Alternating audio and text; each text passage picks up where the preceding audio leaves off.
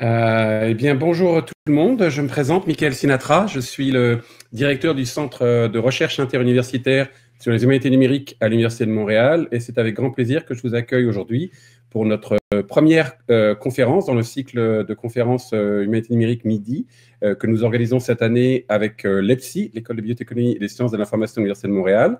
Je tiens à remercier particulièrement ma collègue Marie Nartel qui va présenter notre collègue et invité aujourd'hui d'avoir travaillé avec moi sur cette série, et évidemment Linda Silva, la directrice de l'EPSI aussi, pour son soutien pour cette initiative. Nous avons donc 4 conférences et j'encourage tout le monde à regarder sur le site web du centre pour voir les autres événements. C'est aux 2 semaines, les mercredis. Petit rappel, l'enregistrement est en cours pour la conférence de notre invité. Nous arrêterons l'enregistrement pour la partie questions pour que les gens se sentent à même de poser toutes les questions qu'ils veulent sans stress de ce côté-là. Donc, ne soyez pas surpris si vous entendez enregistrement fini. En attendant, je demande, comme d'habitude, vous êtes maintenant tous aguerris aux vicissitudes de la vie à distance, d'éteindre vos micros. Vous pouvez garder les caméras allumées si vous voulez, mais surtout les micros. Et je tiens à souligner, avant de passer la parole à Marie, que nous célébrons cette semaine à l'Université de Montréal la 6e semaine autochtone meeting. Et donc, je tiens à rappeler que l'Université de Montréal est située là où, bien avant l'établissement des Français, différents peuples autochtones ont interagi les uns avec les autres. Et nous souhaitons rendre hommage à ces peuples autochtones, à leurs descendants, ainsi qu'à l'esprit de fraternité qui a présidé à la signature en 1701 de la Grande Paix de Montréal, un traité de paix fondateur des rapports pacifiques durables entre la France, ses alliés autochtones et la Confédération Haudenosaunee. L'esprit de fraternité à l'origine de ce traité est un modèle pour notre communauté universitaire. Et maintenant, sans plus tarder, j'invite Marie à présenter notre invité.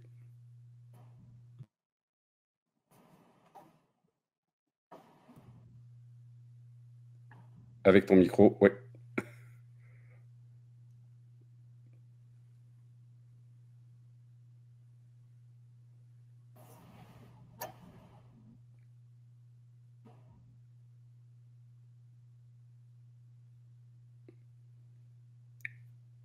J'avoue que je sais que le micro de Pascal marche parce qu'on avait testé auparavant. Okay. Ah voilà, ça y est. Désolée. Oui, alors Pascal Martinelli est bibliothécaire et pour améliorer les compétences informationnelles des étudiants et des étudiantes, Pascal développe l'offre de formation actuelle au sein de la Bibliothèque des lettres et sciences humaines de l'Université de Montréal. Il travaille actuellement sur un MOOC et plusieurs projets pédagogiques qui utilisent des techniques, des jeux de rôle ludiques. En ce moment, il s'intéresse à la robustesse des systèmes de documentation, s'intéresse aussi aux identifiants pérennes et puis également aux ontologies de projets limités.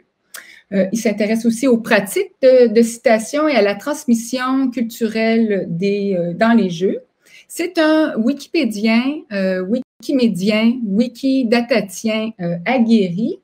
Et c'est dans cette veine qu'aujourd'hui, il va nous présenter l'état de ses explorations et de ses réflexions sur Wikidata pour la recherche. Alors, merci beaucoup, Pascal, d'avoir accepté cette invitation. On a très hâte de t'entendre. Alors, maintenant, c'est à toi.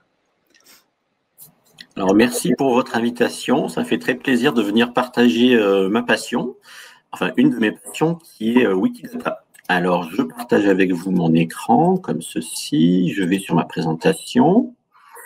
Alors, aujourd'hui, on va avoir une présentation en 3 parties. D'abord, on va aller rapidement voir qu'est-ce que c'est Wikidata, pourquoi c'est intéressant pour la recherche. Je vais vous présenter quelques cas. Et enfin, on ira voir comment éditer, comment récupérer les infos et aussi, est-ce que Wikidata est un outil robuste pour sa recherche. Alors, qu'est-ce que c'est Wikidata? C'est partie de la galaxie des produits Wikimedia. Le plus connu est Wikipédia. Qu'est-ce que c'est? C'est une immense base de données structurée d'éléments liés. Tout ce qui est à l'intérieur de Wikidata est sous la licence CC0, domaine public. C'était créé très récemment, en 2012, et aujourd'hui, on compte à peu près un petit peu moins de 100 millions d'éléments. Comme tous les produits Wikimedia, c'est lisible et éditable par tous, humains ou machines. Et ce qui est intéressant, c'est que dans Wikidata, on peut éditer les éléments qui sont à l'intérieur, donc les données elles-mêmes, mais aussi l'ontologie, c'est-à-dire l'organisation des éléments. Voici à quoi ressemble aujourd'hui en grands ensembles Wikidata. Alors, beaucoup d'articles, 22 millions, c'est arrivé récemment, des êtres humains, 6 millions, des objets astronomiques, on voit qu'il y a plein d'astronomes qui adorent Wikidata, plein d'éléments qui n'ont rien, plein de divers, des taxons, des événements, etc., etc. Donc, c'est à peu près une photo de Wikidata.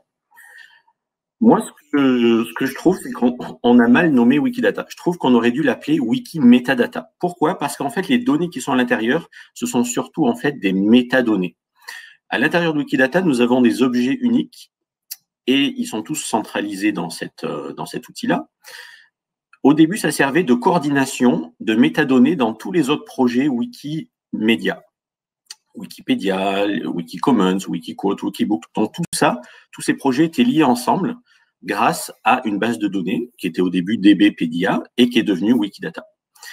L'idée qu'avait la fondation Wikimedia, c'était à partir de cette base de données, ensuite répercuter dans les différents produits des informations qui pourraient être à jour. Par exemple, la population d'un pays change, ben, du coup, dans la fiche du pays, dans toutes les langues, cette information est changée en même temps. Alors, c'est quelque chose qui se met en place et c'était un petit peu l'idée au début qu'on voulait avoir avec cette base de données. C'est allé beaucoup plus loin. Désormais, Wikidata englobe des données qui sont bien au-delà de tout ce qui est déjà dans les autres projets Wikimedia. Et en plus, ce qui est intéressant, c'est qu'elle crée même des liens vers d'autres bases de données, à peu près 2 milliers de bases de données, principalement des catalogues. Donc, c'est comme un outil centralisateur de plein de données très hétérogènes. Alors, voici à quoi ressemble un élément Wikidata. Donc, imaginez que vous avez la fiche ici du Tour du monde en 80 jours, avec le nom dans plusieurs langues, ce que c'est, date de publication, toutes les pages Wikipédia liées. Alors là, on a pris juste une déclaration. C'est quoi sa nature? C'est une œuvre littéraire. Et peut-être ceux qui sont familiers du catalogage, ils vont reconnaître ici la structure RDF. Donc, c'est un petit triplet de sujet, prédicat, objet. Dans Wikidata, on appelle ça item, property, value, comme ceci. Évidemment, on peut avoir d'autres déclarations, une date de publication, où là, on a une valeur fixe. On pourrait avoir ici auteur, qui est Jules Verne, et Jules Verne étant lui-même un humain étant, etc., etc. Donc, toutes les données, étant extrêmement diverses, sont toutes liées entre elles. C'est intéressant parce que souvent, quand on découvre une base de données, c'est une base de données souvent concentrée sur un sujet, et donc du coup, tous les éléments qui sont à l'intérieur sont structurés en fonction de cet objet. Mais là, c'est une base de données universelle en quelque sorte, et tous les éléments à l'intérieur peuvent être liés les uns les autres. Alors, donc, il y a différents types de propriétés, il y en a à peu près 7000 qui permettent de renseigner ces éléments. Les deux plus importants, ça serait instance 2, nature, pardon, j'aurais dû traduire, là c'est nature 2, l'élément, et dans le cas d'une idée, c'est une sous-classe de notre idée. Puis après, il y en a plein d'autres, des choses que c'est ça. Chaque élément P ou Q, alors Q, ça c'est les éléments, ça c'est les données de Wikidata, P c'est les propriétés, chacun possède sa propre page. Certains sont très détaillés, certains sont quasiment tout vides. Ça, des fois, c'est un problème. Chaque élément renseigné peut avoir aussi une référence. Dans quel endroit tu as trouvé telle valeur. Donc ça, c'est intéressant. Pour chaque champ, on a la possibilité de mettre une source. Chaque élément Wikidata est lié à plus ou moins d'autres bases de données. On va voir en quoi c'est intéressant, par exemple, pour les chercheurs. Et comme tous les projets Wikimedia, vous avez une page de discussion où on peut parler de chaque élément, propriété ou données. On a aussi un historique de l'évolution de l'élément, par qui ça a été indexé, quand, comment, et on peut faire aussi des alertes de suivi. Donc, avoir ces petits ferries pour être sûr que personne n'aille vandaliser ces données favorites. On va faire un petit exemple pour que ce soit un peu plus concret, ça va nous prendre quelques instants. On va aller sur le jeu de plateau Suffragetto et on va rajouter que le sujet principal de ce jeu, c'est les suffragettes. Donc là, je vais faire un petit copier-coller. Voilà. J'arrive ici donc sur la page de cet élément. Donc c'est l'élément numéro Q50, blablabla. historique, page de discussion. Là, on pourrait d'ailleurs ajouter, c'est un jeu de plateau.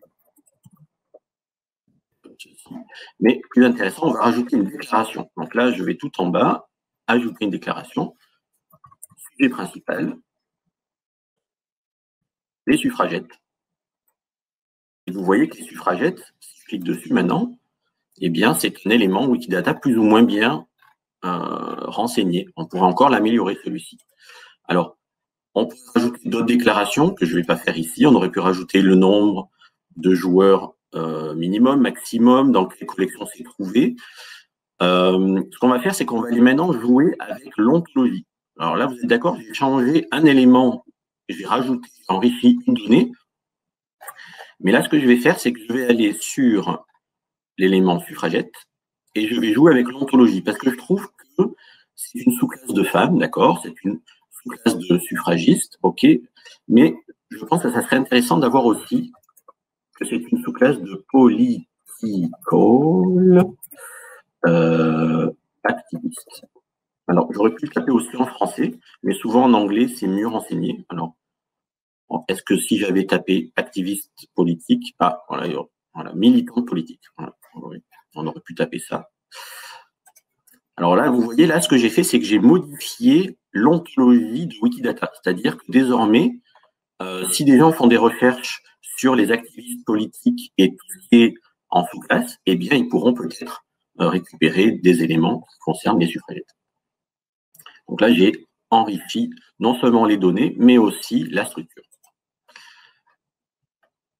Alors, donc maintenant qu'on voit un petit peu à quoi ressemble Wikidata, pourquoi c'est intéressant dans la recherche universitaire? Pardon, ça reprend en arrière. Alors, on va voir différents aspects. Le dernier, malheureusement, c'est que vous êtes des fans du traitement numérique, du langage, etc. Malheureusement, ce n'est pas un domaine que je maîtrise. Alors, je vous l'ai mis ici, mais on n'ira pas le développer parce que je ne le maîtrise pas. On va parler de plein d'autres choses. On va voir en quoi Wikidata peut servir de fédération d'identifiants pérennes de chercheurs. On va voir que ça peut nous servir à explorer des données pour nos sujets de recherche. Ça peut nous servir aussi à compléter, enrichir notre propre jeu de données. Et ça peut faciliter l'accès, ensuite, dans le cadre de gestion de données de recherche, à des jeux de données. Et tout ça, en fait, il y a une même philosophie derrière, qui est celle d'une des fonctions des métadonnées, c'est celle de créer des passerelles. Hein, les métadonnées, ça peut servir à enrichir, à donner du contexte, à faire plein de choses. Mais moi, il y a une dimension des métadonnées que j'aime beaucoup, c'est la capacité à créer des passerelles entre les données. Alors, c'est vraiment, à mon avis, le point fort de Wikidata, c'est ça. Alors, on va commencer avec les identifiants pérennes de chercheurs. Nous avions fait une petite enquête en 2019 et on avait vu qu'un chercheur sur 10 qui est lié à la bibliothèque des lettres et sciences humaines a une page Wikipédia et 1 sur 3 avait un élément Wikidata. Alors, du coup, on a rattrapé le décalage et maintenant, tous les professeurs qui viennent nous fréquenter à la bibliothèque des lettres et sciences humaines ont tous un élément Wikidata. Alors, ils sont à peu près 430 et quelques. C'est très facile à faire parce que, en fait, le critère de notoriété pour avoir un élément Wikidata est beaucoup plus bas que Wikipédia. Qu'est-ce qu'il suffit d'avoir?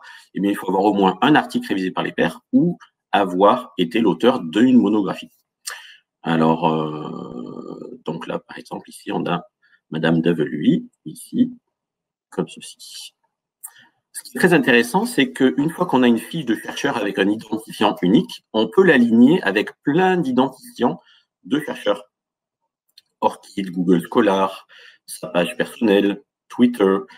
Donc, c'est quoi ces numéros d'autorité dans d'autres bases de données? Et du coup, ce que ça va faire, c'est que ça va renforcer en fait sa présence en ligne et ça va aussi faciliter considérablement la désambiguation et donc ça va considérablement enrichir sa présence.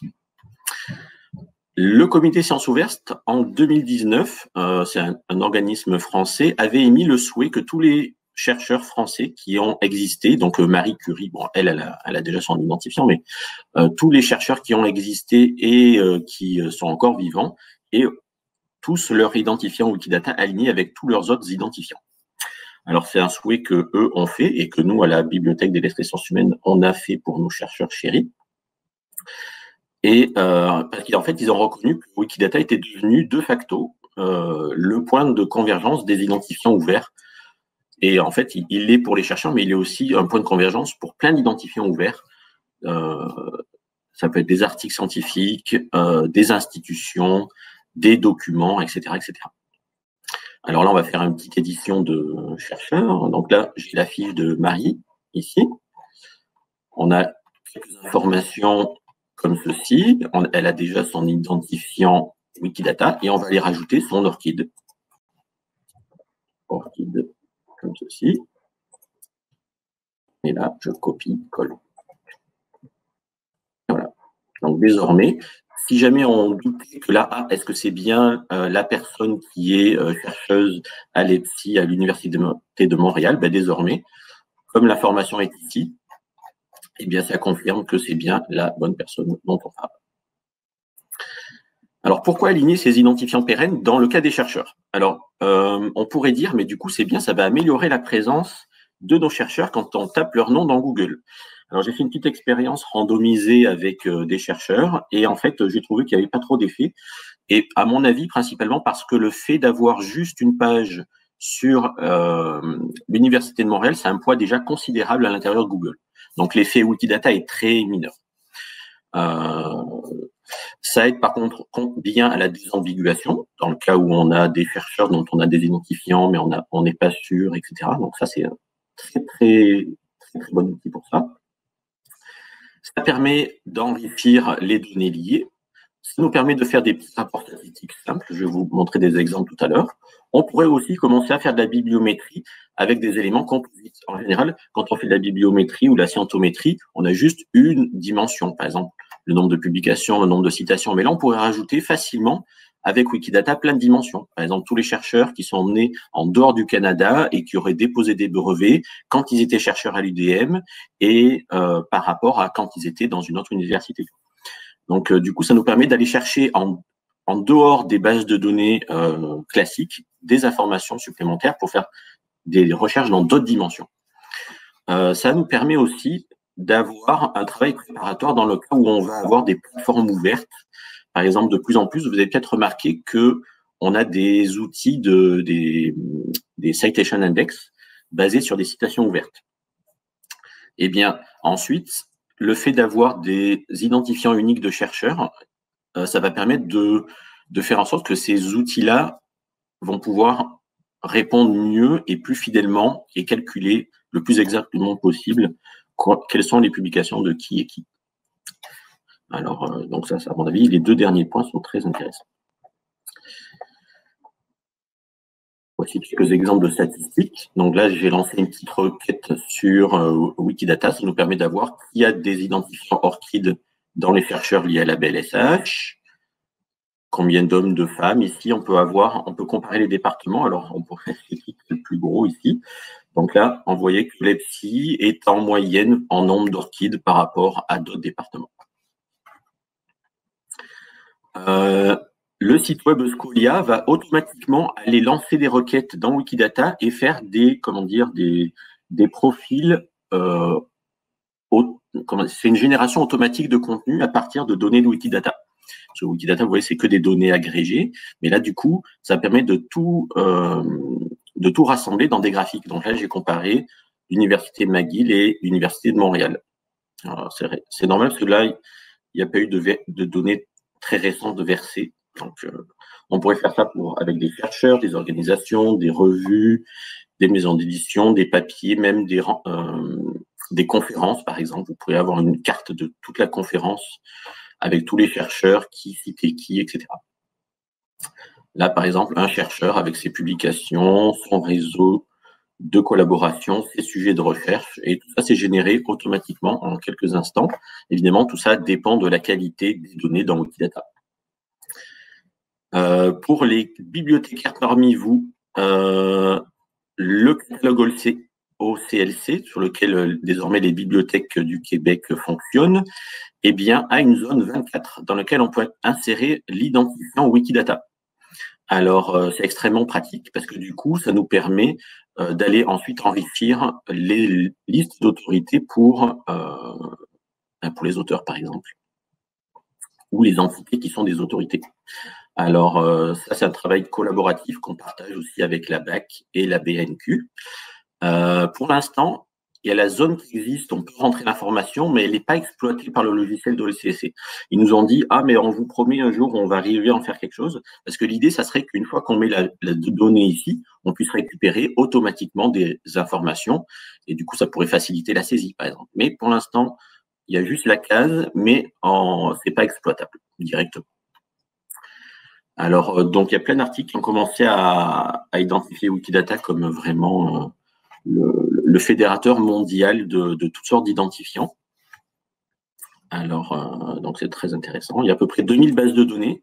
Alors, chaque fois, une base de données est liée grâce à une propriété. Vous voyez, par exemple, tout à l'heure, il y avait la propriété ORCID, et ensuite, j'ai mis la valeur. Donc, il y en a à peu près 2000 comme ça, qui sont liés. Un petit peu de lecture aussi, qui va dans le même sens. Très récent, ça sort, c'est sorti ce mois-ci. Deuxième pourquoi, explorer les données. Alors, ici, par exemple, on peut avoir des choses un peu amusantes, comme tous les inventeurs tués par leur propre invention. Donc, si on lance cette requête, eh bien, on va avoir la liste des inventeurs, malheureusement. On pourrait avoir tous les diplomates qui sont aussi des collectionneurs d'art. Donc, comme ceci. On pourrait tester des hypothèses. Est-ce que les écrivains réalistes sont décédés plus loin de leur lieu de naissance que les écrivains du mouvement du Parnasse? Alors, ça serait tout. Alors, je ne sais pas écrire cette requête, mais je sais que c'est possible de faire et qu'on va trouver des données. Parce qu'en fait, les données sont très simples. On a tous les écrivains réalistes et du Parnasse, on a tous leur lieu de naissance. Donc, il suffit juste d'écrire la requête pour le faire. Cette requête, par contre, on pourrait la faire, mais les données ne sont pas présentes. Alors, on voudrait lister toutes les œuvres de fiction dont l'auteur est une femme et dont le sujet principal est un personnage historique pris dans un événement politique révolutionnaire. Le problème, c'est ça. Vous voyez. Pour l'instant, les données de toutes les fictions ne sont pas encore assez bien renseignées au niveau thématique, sémantique, pour faire ressortir de manière fidèle ce genre de choses. Tout simplement parce que pour l'instant, les données dans Wikidata, c'est des données très objectives. C'est des données de catalogue, des données de base de données. Et en fait, du coup, le contenu sémantique n'est pas bien indexé dedans. Alors, on peut rêver que dans un futur, on espère proche, on a assez de données thématiques qui soient reliées dans chaque élément pour ensuite faire des requêtes satisfaisantes. Donc là, c'est intéressant parce que les données ne sont pas présentes, mais l'ossature, la structure de Wikidata permettrait de l'avoir. Il faut juste les renseigner.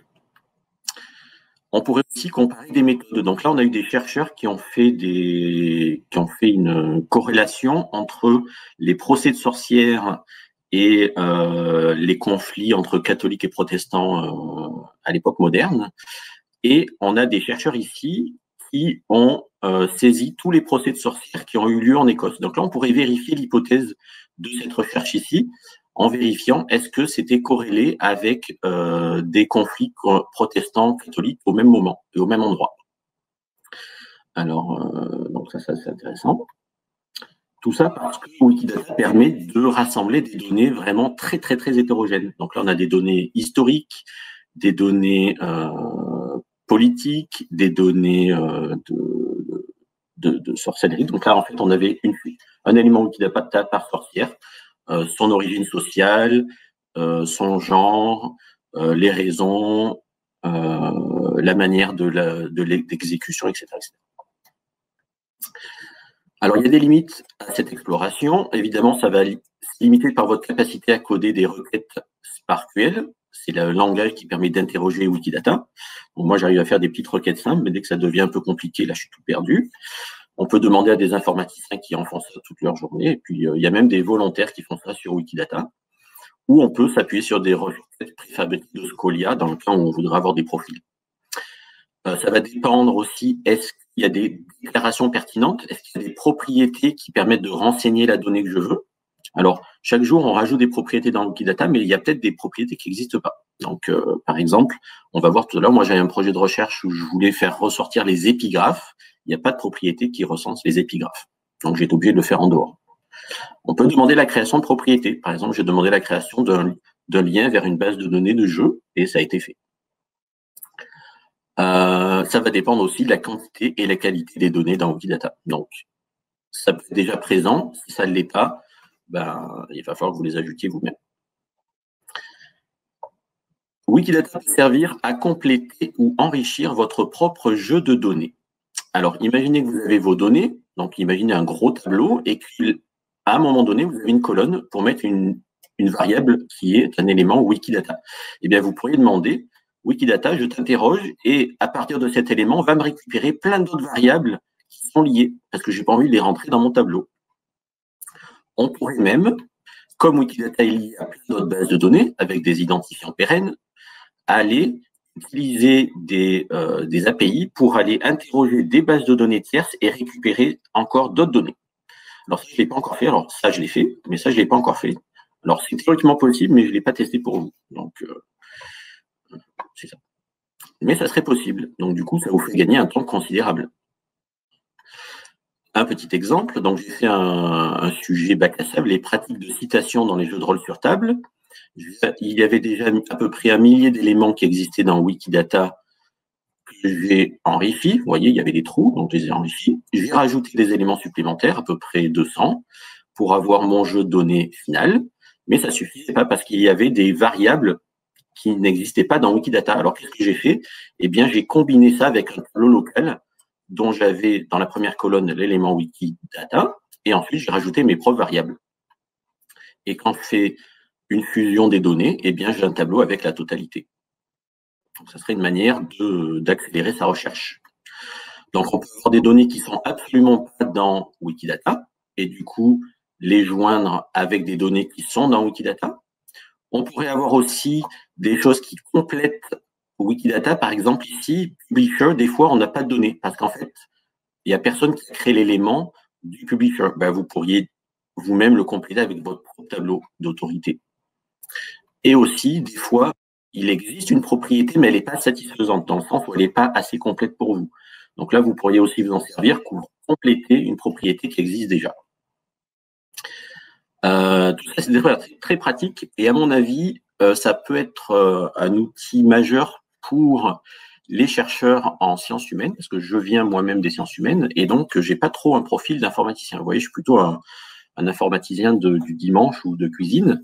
Donc, j'arrive à comprendre les choses quand c'est sous la forme de tableau, mais quand c'est des données complexes avec des variables multiples, comme par exemple les auteurs, qui citent qui, ou bien des données imbriquées, là, ça devient hors de contrôle pour moi. Alors, ce qui est très pratique, du coup, c'est que je peux appuyer l'essentiel de la structure sur Wikidata, et tout ce qui n'est pas dans Wikidata, bien, je le complète moi-même par des petits tableaux. Alors, dans le cas où vous avez des projets ambitieux avec plein de données liées et des données imbriquées, etc., ça peut être une bonne base. Un projet aussi, et à mon avis, qui va devenir indispensable quand on prend des données de Wikidata, c'est d'avoir un tableau de pondération. Parce que des fois, quand vous récupérez des choses de Wikidata, il y a des choses qui viennent, on va dire pas polluer, mais disons qui sont hors de votre cadre de recherche. Alors, vous pourriez créer comme ça un tableau et puis dire celle qui vaut rien. Puis du coup, ça vous permettrait d'exporter chaque fois de Wikidata en ayant des éléments d'exclusion. On pourrait faire ça, par exemple, si on interroge Wikidata pour avoir des articles scientifiques et qu'on s'est créé soi-même ces listes de revues prédatrices. Par exemple, il y en a qui disent MDPI, c'est un éditeur prédateur. Puis il y en a qui disent oh, mais non. Puis si vous avez décidé que oui, vous pouvez décider de l'éliminer. Voilà. Donc, c'est vous qui décidez des critères d'exclusion, comme ceci.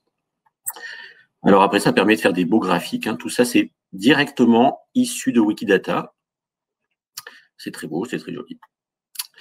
On peut s'en servir aussi pour diffuser sa recherche, comme soutien et comme appui à la gestion des données de recherche. Dans la mesure où, quand vous voulez documenter vos jeux de données, vous pouvez l'écrire vous-même, mais vous pouvez aussi tout simplement renvoyer à des identifiants qui existent déjà pour lier vos données à un cadre plus large et ensuite les lier à d'autres ensembles. Alors du coup, on peut voir que ça peut être un facilitateur du partage et de diffusion. On va bien le voir avec l'exemple suivant. Pardon. Excusez-moi. Voilà. Wikidata a servi à faciliter l'accès à un grand jeu de données il y a quelques mois. Donc, ça faisait longtemps qu'ils étaient sur ce projet-là. Puis là, ça y est, c'est à maturité, c'est sorti. Le service météorologique du Canada, donc, produit des données météo. Et en fait, ont été versés sur Wikidata à peu près une centaine d'années de données météo qui ont été versées dans Wikicommons sous la forme de données tabulées. Donc là, on a des données par jour, par mois, par année, par station météo. Donc ça, c'est vraiment un nombre considérable de données. Mais c'est quoi qui sert d'organisation, de squelette pour organiser toutes ces données? Eh bien, ce sont des métadonnées qui sont dans Wikidata. On a à peu près, on a exactement 8756 stations qui ont été créées par Miguel, donc qui travaille au SMC. Et du coup, c'est très intéressant parce qu'au début, les données dans le service météo de Canada, en fait, c'était vraiment des données météo. Mais désormais, comme c'est aussi dans Wikidata, on peut leur faire dire des choses liées à d'autres domaines que strictement la station. Par exemple, liste-moi toutes les stations qui sont à 1000 mètres d'altitude, près d'un lac et près d'un village. Ce qui n'était pas possible avec les données originales de SMC. Là, on va chercher des données qui sont en dehors de choses purement météorologiques. Donc, ça ajoute de l'agilité aux données. On pourrait aussi faire des petites applications sympathiques comme quelle était la météo le jour et le lieu de ma naissance ou lors d'un événement historique. Et puis aussi, ça permet de constater le changement climatique. Parce que du coup, plutôt que les données soient assez difficilement accessibles depuis Météo Canada, ben là, n'importe qui peut lancer des requêtes et les visualiser simplement. Pour peu qu'ils soient capables d'écrire la requête. Alors ça, c'est la partie malheureusement dont j'aimerais vous en parler, mais je n'ai pas les compétences, mais je vais quand même vous le mentionner. Donc, on voit quand même que Wikidata a une forte dimension d'être capable de faire dialoguer donc des bases de données, mais aussi des langues, puisque on a juste besoin d'un élément fédérateur pour des syntaxes, des vocabulaires principalement, etc. Alors, il y a des projets purement terminologiques, comme ici, le génome, un domaine complexe et multidisciplinaire. Donc, on se sert de Wikidata pour les chercheurs, les domaines, les taxons, les gènes impliqués dans, ici, le cas du coronavirus. Donc là, ça sert de ciment et d'éléments fédérateurs pour plein d'éléments hétérogènes autour d'un même sujet. Et il y a une dimension de Wikidata, donc tout à l'heure, vous vous souvenez, on a des éléments Q qui sont les données, on a des éléments P qui sont des propriétés, des déclarations qui nous aident à créer, c'est ça, des valeurs, mais il y a aussi des éléments L désormais. Alors ça, c'est quelque chose de nouveau qui date de 2018, ce sont des lexèmes, en gros des mots. Et ça nous permet d'avoir du coup une sorte de dictionnaire multilingue universel qui est en train d'être enrichi progressivement. Alors, en fait, ils auraient pu évidemment s'appuyer sur des éléments Q pour tout ce qui est cette espèce d'immense dictionnaire multilingue, mais ils ont décidé, pour que ce soit mieux adapté et plus souple, de créer carrément une nouvelle entité en quelque sorte, qui est L, donc L1, L2, L3. Je pense qu'aujourd'hui, on doit être dans c'est ça, L 40 000 et quelques. Alors malheureusement, je connais très peu de choses, mais je sais que ça existe. Alors c'est à vous d'aller explorer plus loin. En fait, vous verrez que dans toutes les diapos, dans toutes les présentations que je fais, il y a toujours plein de liens, quand il n'y a pas des liens directement. Alors la présentation sera aussi disponible, et puis vous pourrez explorer les dimensions qui vous ont particulièrement plu aujourd'hui. Évidemment, il y a beaucoup d'outils qui se servent de Wikidata pour le traitement automatique des langues. On peut s'en servir de génération automatique de texte. Google s'en sert dans les petites cases qu'on appelle les knowledge graphs quand vous lancez des recherches, des fois. On peut s'en servir pour s'appuyer dans l'analyse de texte. Là aussi, c'est des domaines que je ne maîtrise pas, donc je ne vais pas aller plus loin. Et enfin, on va terminer avec le comment. Alors, comment est-ce qu'on édite Wikidata? On a vu tout à l'heure qu'on peut avoir un compte Wikimedia, c'est plus facile pour faire des éditions, parce que du coup, ça va vous donner du crédit à ce que vous faites. et à vous-même. Donc, dans le cas où un jour il y aura des conflits, ben, vous aurez plus de poids.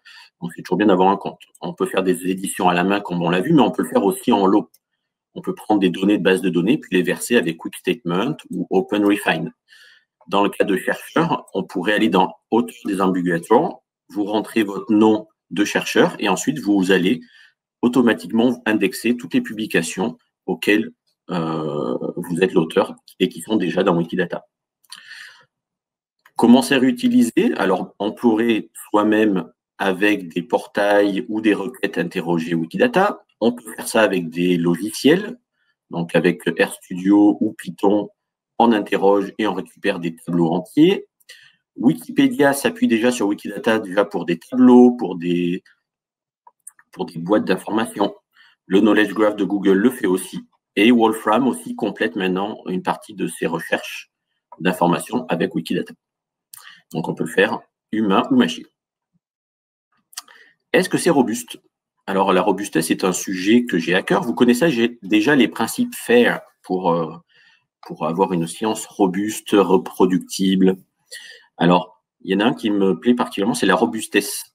Parce que, on pourrait dire que c'est sous-entendu dans l'accessible, mais c'est plus explicite pour moi. Alors, du coup, ça ferait un acronyme plus rigolo aussi. Alors, robustesse. Au niveau du logiciel et des serveurs. Alors, on pourrait se dire, ouais, mais si Wikidata explose ou ferme la porte demain.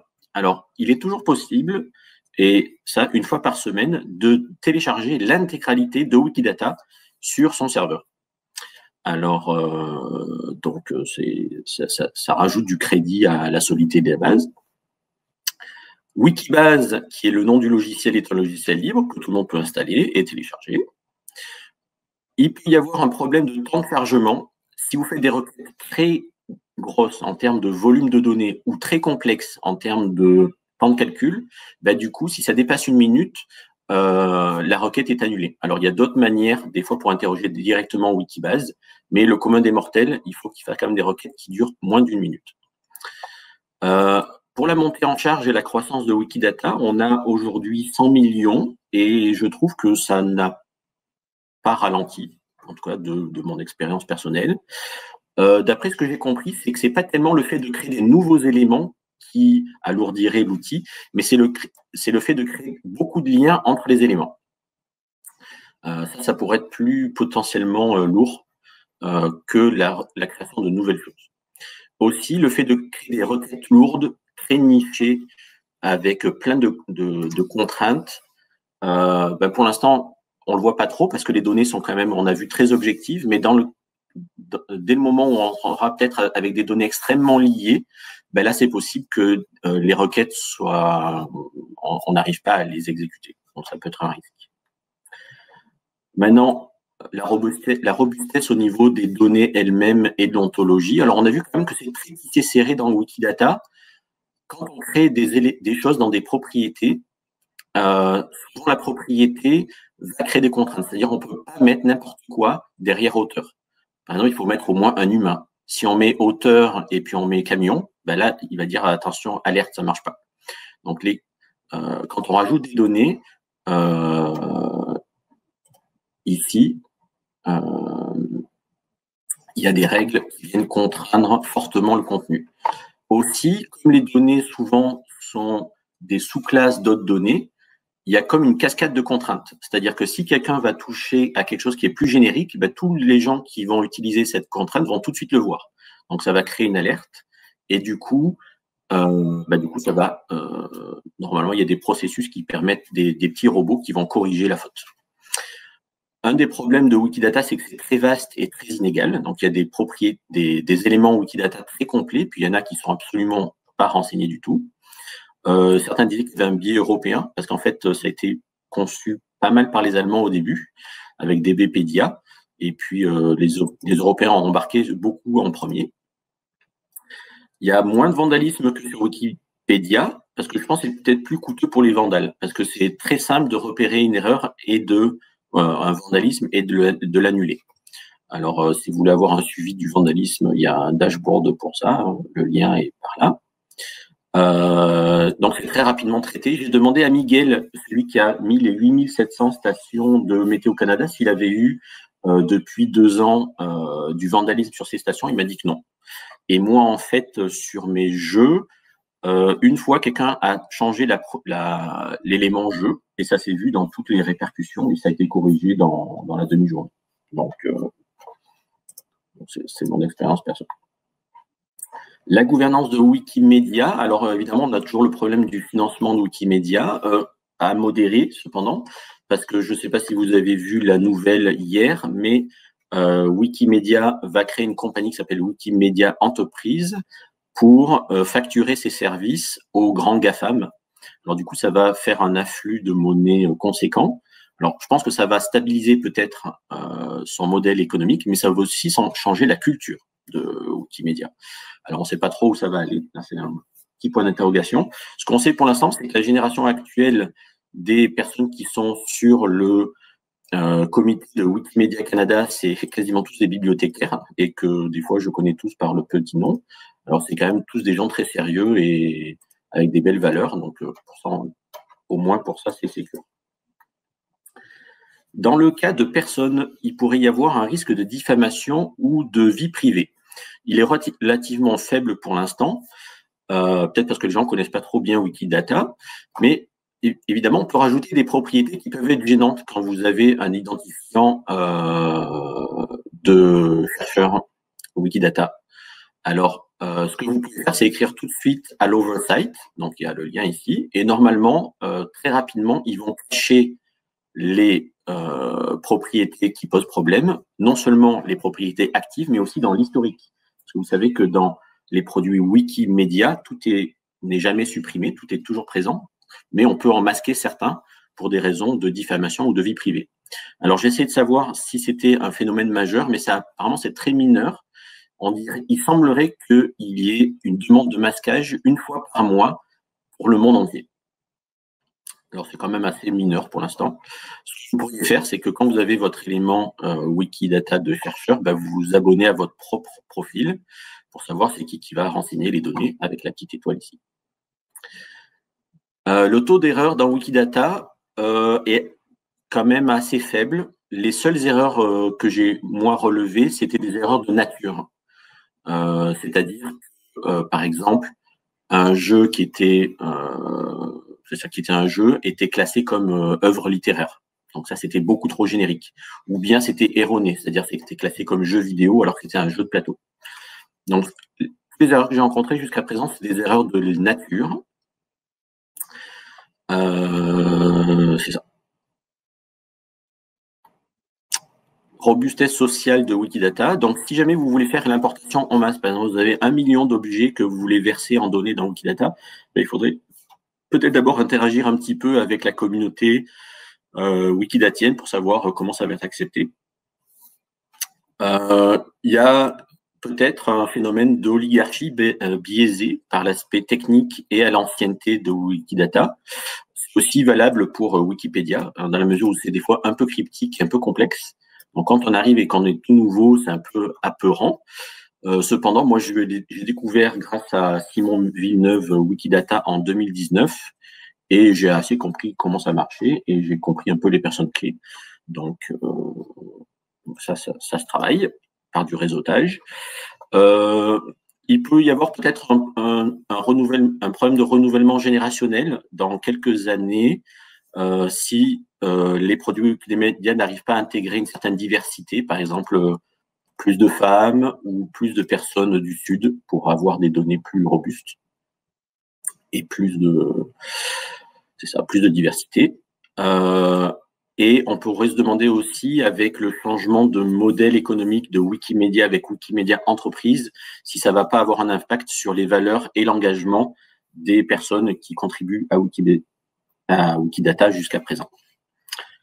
Ça, c'est une question. Alors, et vous donc là, j'ai pas de droit de diffusion de cette image. Alors, on va vite la passer. Voilà. En tant qu'individu, eh bien, vous pourrez commencer à contribuer sur un groupe d'éléments qui vous tient à cœur. Commencez par vos hobbies. En général, c'est un super bac à sable pour pratiquer. Et ce qui est très pratique, et contrairement à d'autres produits Wikimedia, comme par exemple Wikipédia, vous n'avez pas besoin d'être très attentif. Dans le sens où, quand on veut contribuer à Wikipédia, il faut vraiment savoir qu'est-ce qu'on va rédiger comme phrase, bien synthétique, bien avec une bonne grammaire, écrire en bon français. Quand on fait du Wikidata, on rentre des données. Il faut juste que l'information soit exacte. Alors moi, j'ai trouvé que c'était très commode de faire ça devant la télé et devant une série télé moyennement complexe, vous pouvez remplir des milliers d'éléments sans problème. Alors ça, c'est un des avantages. Je trouve que la contribution dans Wikidata est beaucoup plus facile en fait que dans Wikipédia. Pardon. Si vous êtes bibliothécaire universitaire, eh bien, vous pourriez aller prendre soin des éléments de vos chercheurs pour les améliorer. Alors ici, je vous ai fait un tutoriel que vous pourriez aller consulter. Alors, ça vous donne plein d'astuces pour discipline, statut, etc. Il y a même des exemples de requêtes à lancer pour aller voir où est-ce que ça en est. C'est ça, et puis ça peut être aussi un excellent sujet de discussion à la prochaine réunion départementale pour faire de l'initiation ou de la sensibilisation à Wikidata. Alors, Wikidata, qu'est-ce que c'est? Ce sont des métadonnées liées pour créer et exploiter des passerelles entre des domaines très hétérogènes, très différents. On va pouvoir vraiment faire des grands écarts entre plein de choses, des lieux géographiques, des personnes, des thèmes, des sujets, pour contribuer à apporter de l'ordre dans la confusion ou dans l'énorme volume d'informations dans lequel nous nageons, et depuis votre cuisine. On peut arrêter l'enregistrement. Merci à vous.